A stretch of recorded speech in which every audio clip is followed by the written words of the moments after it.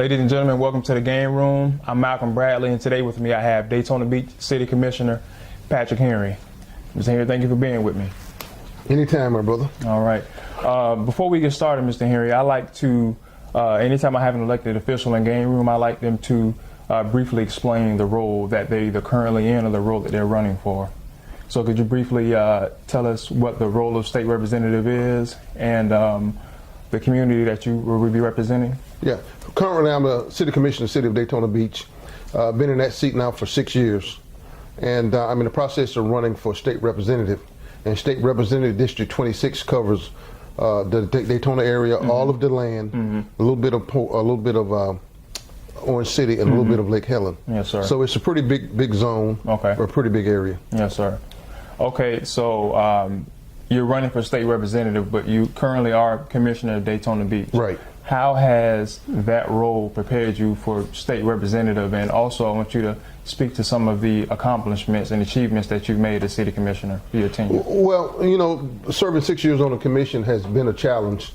When I first got on the commission, we had double-digit unemployment. Currently now, in 2016, we're at single-digit unemployment, so there has been growth. There was a tremendous downturn when I first got on that commission, and I'm not going to say me alone, but the commission as a whole has guided the city from its worst downturn to now we're at an economic growth that we've never experienced in the city. That has helped prepare me to move on to the next level for Tallahassee politics. I'm able to reach across the board. I'm able to compromise. I'm able to work with the other side to make things happen.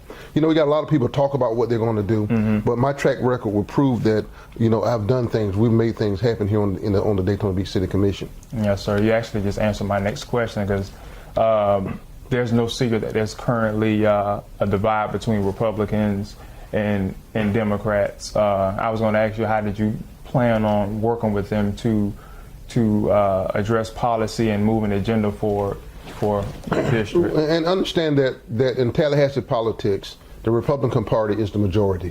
I understand that going in. But my day-to-day job is I am a therapist at the house next door. And my job is that I'm a conflict resolution therapist. Okay. So I'm able to reach across the board. I'm able to work with, you know, people. And this is about relationships. Politics is more about relationships than rather what party you're affiliated with.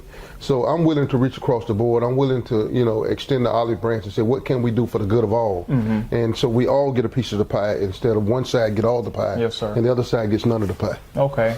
Also, too, I'm sure with you campaigning, traveling, and canvassing, what are some of the core issues that you hear from people that are voting from you in certain communities? Well, you know, it depends on what community you're in. Okay.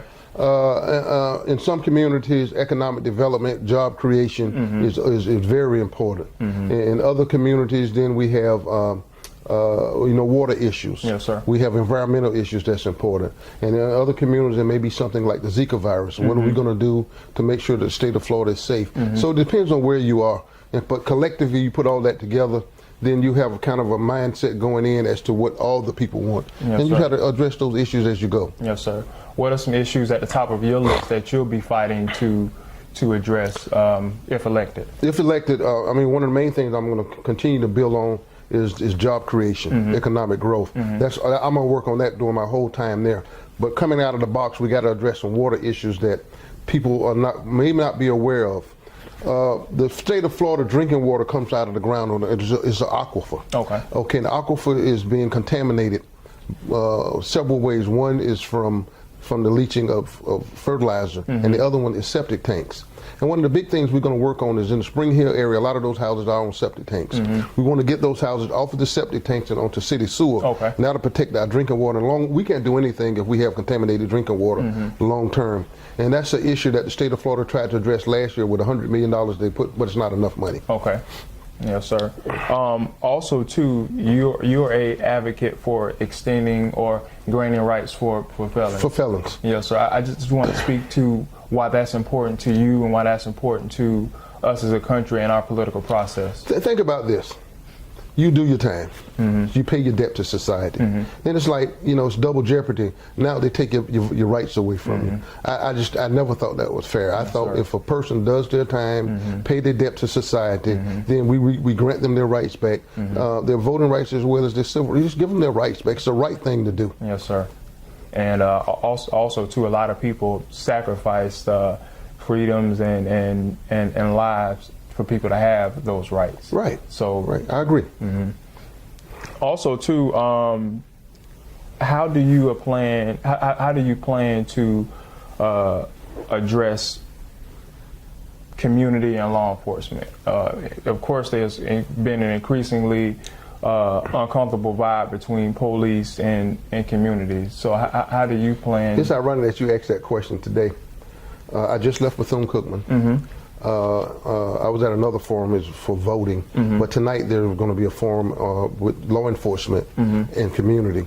And right now we have at least 20 or 30 police departments from around the state who's actively recruiting minority police officers at Bethune-Cookman as we speak. And tonight there's going to be a forum with some of those same officers where there will be elected official, a person from the community, as well as a law enforcement officer at each table to discuss those same issues. Yes, sir. And I think, you know, the short answer to that is police departments are going to have to start hiring more minorities. Yes, sir.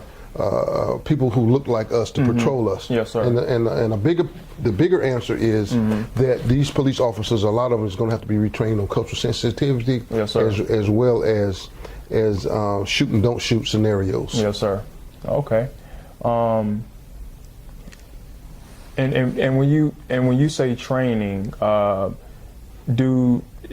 is training a bigger part of teaching people how not to shoot people of color, or that's just in training how to police people in general? In general, but it seems like, well, it don't seem like, it's obvious yes, that sir. people of color who are unarmed are getting shot at a much higher rate than other people of society. Yes, sir. I don't know whether it's a mindset which went on in this country for years. When I talk about training, and I've talked with the sheriff-elect and our police chief, Mike Chitwood, and he said, and his mindset is that police officers can be retrained to use firearms or lethal force secondary, instead of that being the first option. Yes, sir. Okay. Well, hey, Commissioner Henry, we appreciate you being with us today. Before we go, there may be some undecided voters about, you know, who they're going to vote for, but could you briefly just tell them why you're their candidate? Well, I'm their candidate for several reasons. One, I have a track record. You know, I don't talk negative about my opponent, but he's never held elective office. You know, I've been in this thing, 6 years as a commissioner. And my brother happens to be the mayor of the city of Daytona Beach, and we've been in politics for a lot of our adult life. Another thing that helped me prepare for this, for the last 2 years, I've been going up to Tallahassee, meeting with state senators, state legislators who are already in the position, trying to prepare myself for what this will be like.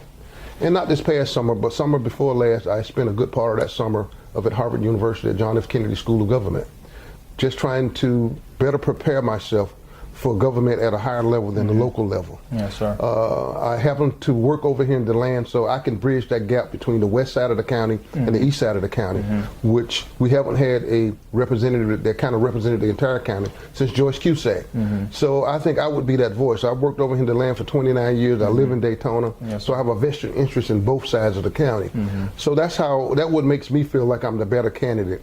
My track record speaks for itself. I get things done. Yes, sir. Well said, well said. Well, again, thank you, Commissioner Henry.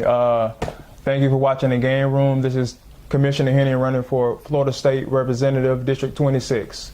We'll see you next time. Bye.